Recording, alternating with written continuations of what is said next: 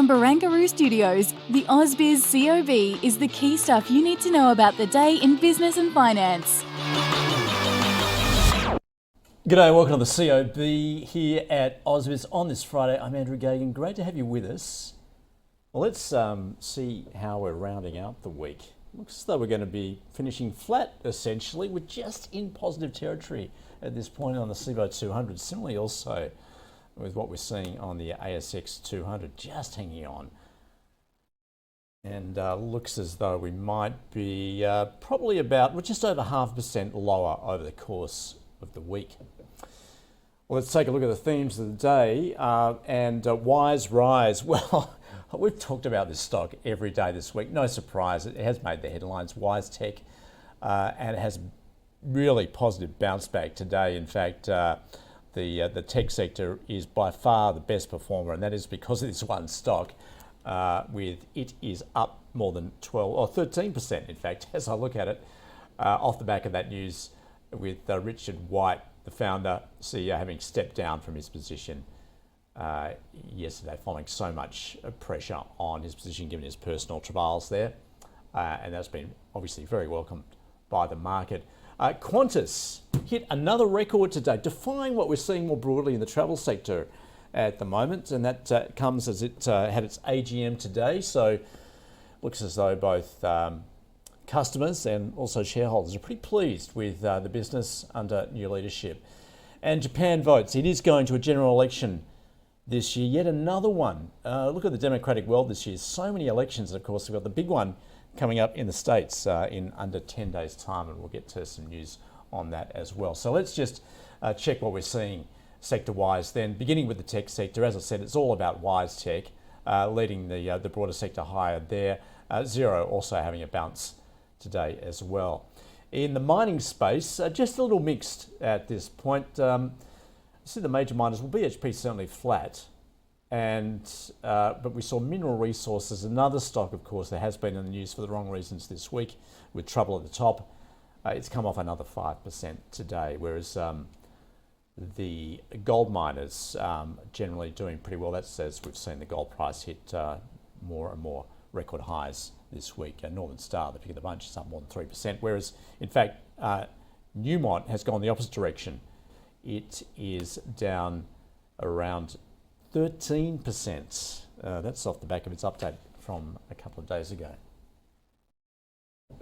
And the financials are just marginally in the green at the moment. ANZ, the outlier there, coming off by about 0.4%. All right, just to some news then. I'm mentioning WiseTech, best day in 2 months as brokers scrambled to upgrade their ratings of the stock following Richard White having stepped down from his position after the market closed in response to allegations of misconduct. Qantas soaring in line with its first half trading. Yeah, came in line with forecasts there, with both Qantas and Jetstar seeing stable demand. Domestic revenue expected to increase between 3 and 5% in the first half compared with the corresponding period. International revenue remaining unchanged there, and its guidance down, expected to fall between 7 and 10%. Mineral Resources, it is facing those corporate governance issues, with the Fin Review reporting that 2 board members, including Managing Director Chris Ellison, used company funds to acquire equipment and use it for their own purposes. Shares having tumbled around 25% since Monday, and that's also after Chris Ellison admitted that he failed to pay tax to some degree. Now, ResMed has beaten the streak with its quarterly update. 11% jump in first quarter revenue to 1.2 billion. That's above the estimate of 1.18, and growth there driven by an increased demand for its sleep devices. And Whitehaven Coal jumping on the price outlook there.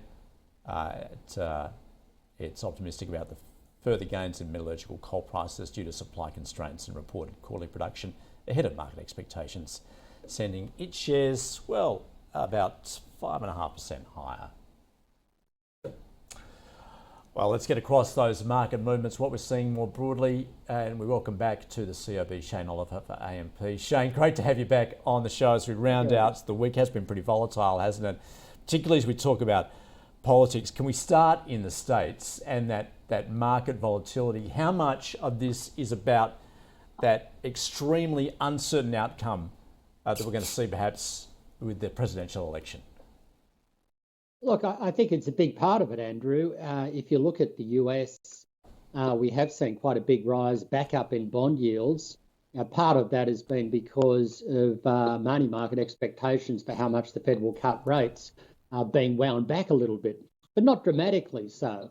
I don't think it explains the full extent of the rise in the bond yields. I think a bigger factor is concern about the size of the budget deficit and concern specifically that that budget deficit will get potentially worse under a Trump administration as opposed to a Harris administration. And it seems as if the market's increasingly started to focus on the election, particularly with polls going in Trump's way. Whether you look at the national average voting intention, Harris's gap has narrowed right down to almost nothing. The 7 battleground states now have Trump ahead on some poll averages. Betting markets have flipped from 60% odds that Kamala Harris will win to now almost 60% odds that Trump and the Republicans will win. So markets are starting to take notice of that. And I think that's what we're starting to see in the rise in bond yields. And of course, that's flowing on to concern about share market valuations, giving us this slight pullback we've had in the last week. Shane, you make the point that neither candidate looking to address that huge debt issue that the US is facing. It's only growing day by day, of course. When does the day of reckoning come and what does that look like?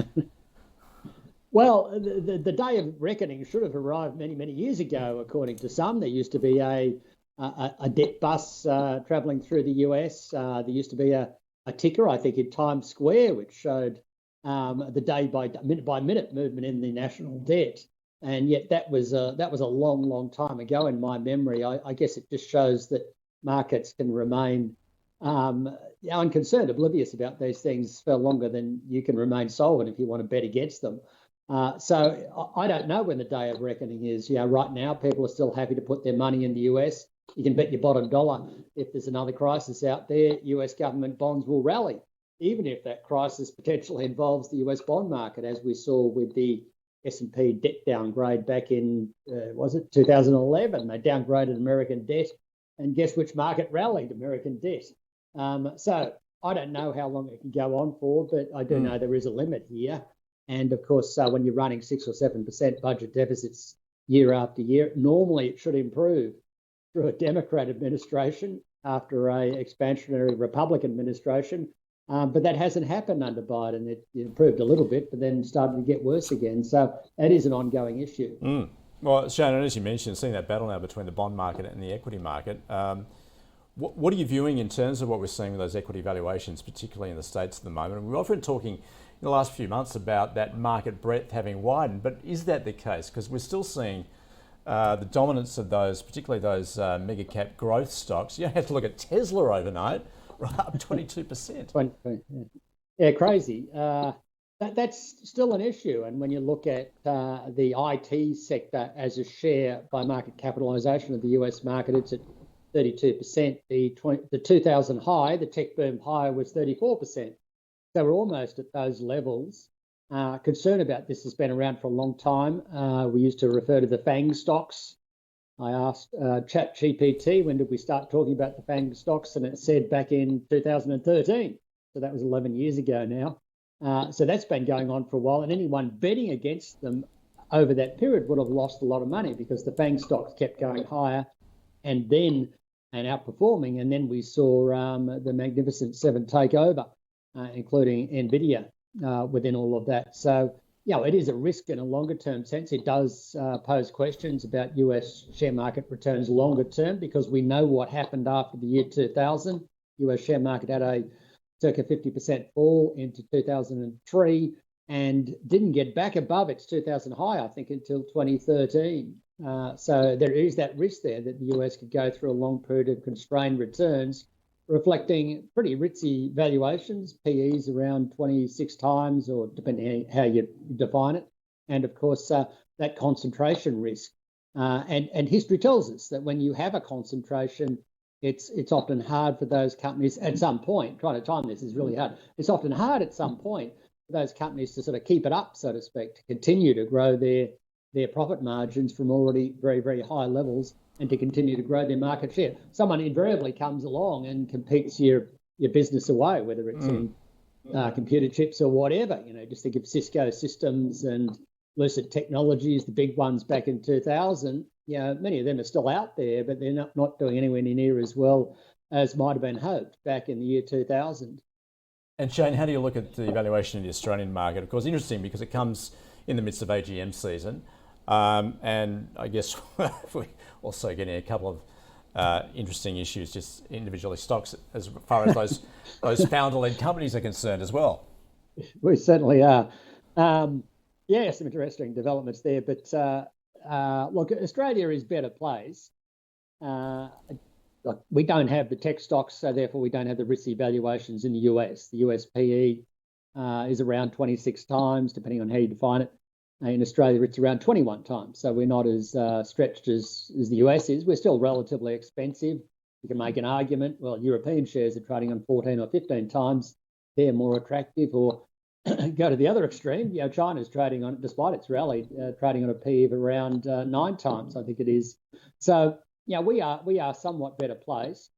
At some point, all the enthusiasm about tech will take a bit of a backseat, like it did after the year 2000, notwithstanding the fact that a lot of the benefits of tech, as envisaged in the year 2000, eventually came along, and we got those benefits there. But the companies had run ahead of themselves, so eventually there'll be some sort of pullback there, and I suspect markets which are dominated by older economy industries to some degree, as Australia is, we'll then see a period of outperformance, much like we did in the 2000s. But trying to time that is always a bit of a mug's game. Yeah. But if you're taking a 10-year view, you can argue, well, at some point you should be allowing there will be a rotation away from the US, away from tech, towards other industries, and Australia may well be a beneficiary of that.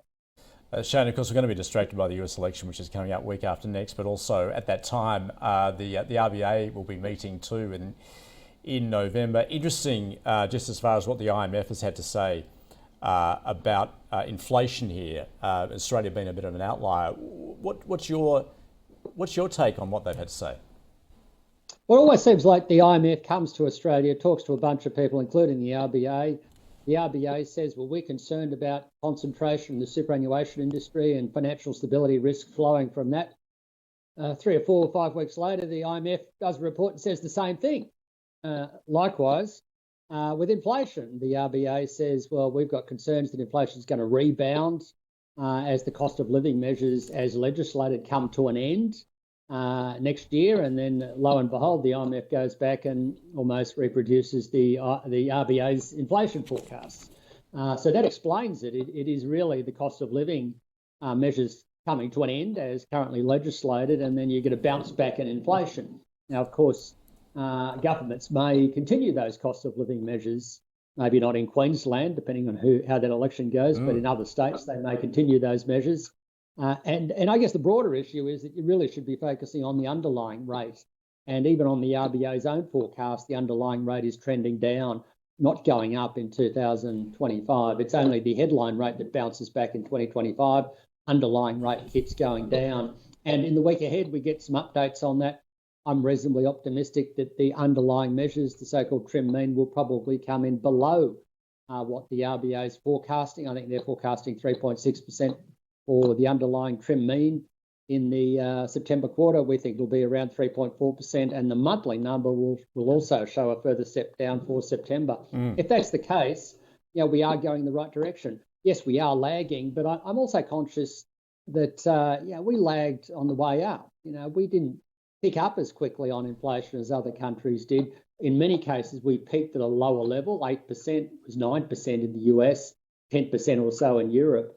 And therefore, it took us longer to go up. Naturally, it's taking us a bit longer to come down. But I think we are going in the right direction. It's just it's going to take a little bit longer in Australia, and therefore the RBA will lag these other central banks. Now, Shane, you mentioned we do have the Queensland election this weekend. Japan also going to the polls. The prospect, perhaps, that the Liberal Democratic Party could lose its majority. What are the implications, do you think? I wouldn't see a huge impact, to be honest with you. Japan's rarely, but occasionally changed government. So the LDP has been in power for most of the post-war period, but there has been periods of exception to that, most notably in the period prior to the 2011 earthquake. But I don't think there would be a big change in Japanese economic policy. It's always relatively steady, much like the BOJ. So I don't think it's going to be an earth-shattering election. The US one certainly potentially could be, but I don't think the Japanese one will be. Yeah, all right. The US is enough to consider at this point. We've still got a bit That's of enough to breathing worry space. about. Yes. Shane, terrific stuff. Have a good weekend. Thanks so much for joining us on AMP. Okay. Thanks, Andrew. Take care. All right, let's time to catch up with our stock of the day. And we had a small cap special today on this Friday. Stock of the day was Drone Shield, which did report its results. And we had Luke Winchester from Merewether Capital and John Athanasou from Redleaf Securities give their take.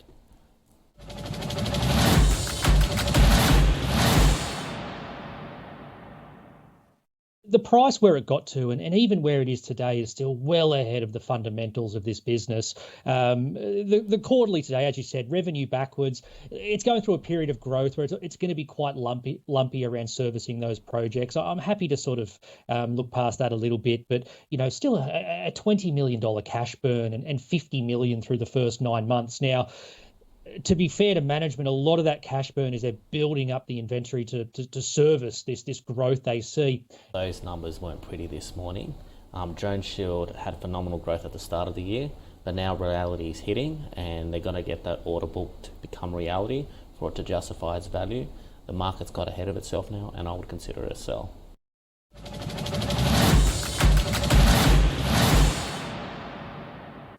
So that was a double sell then for Drone Shield. So let's return to the market. It looks as though we've just finished in the green locally here, and to be off around 0.9% on the ASX for the week.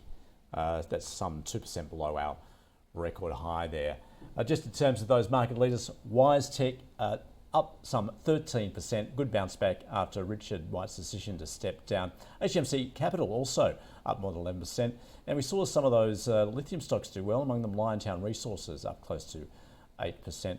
Insignia and ResMed also, after updating the market, up 6%. In terms of those that are dragged, well, Newmont, the gold miner, off 13% after updating the market with its production report, which was very underwhelming. Mineral Resources, given the trouble at the top there, that's continuing to fall down another 5%. And we heard from Reliance Worldwide, Super Retail, they have also updated the market this week. In the smaller end, vinyl, that's been on a bit of a tear and up 26% to Atomic. Also, along with Syrah Resources, doing very well today on the negative side of the smalls. Let's take a look at that. And Tipper Minerals taking a bit of a tumble today, off 14%, along with EQ Resources. Serco, off the Kiwi-based business, also down. So to what's happening overnight, we did get a read on durable goods out of the US for September, a sentiment read from the University of Michigan, retail sales out of Canada, and we got also some business climate in Germany. Next week, State of the States from COBSEC, plus we get a read on both consumer prices and producer prices for the September quarter. So that's going to be really interesting and important ahead of the RBA meeting. Also retail trade data, which will also be a consideration, and the latest read on home values as well as international trade prices. And overseas, the ISM Manufacturing Index, and also a September quarter read on US GDP, as well as the non-farm payrolls. That's going to be critical as well ahead of the next Fed meeting. We do have the Bank of Japan policy decision in the wake of the election we were just talking about in Japan this weekend, and China's Purchasing Managers Index. So, just reiterating where we're finishing the week, marginally positive there on today's markets, but as I mentioned there, ASX 200, we're off close to 0.9% for the week. And that is it. It's been another volatile week. You can expect that volatility is going to continue, of course. We've got to consider what's going on here with AGMs. Also, in terms of earnings season continuing in the States, and of course not the least being that volatility around the US election. We're going to do it all again next week. We'll see you then. Thanks for watching and listening.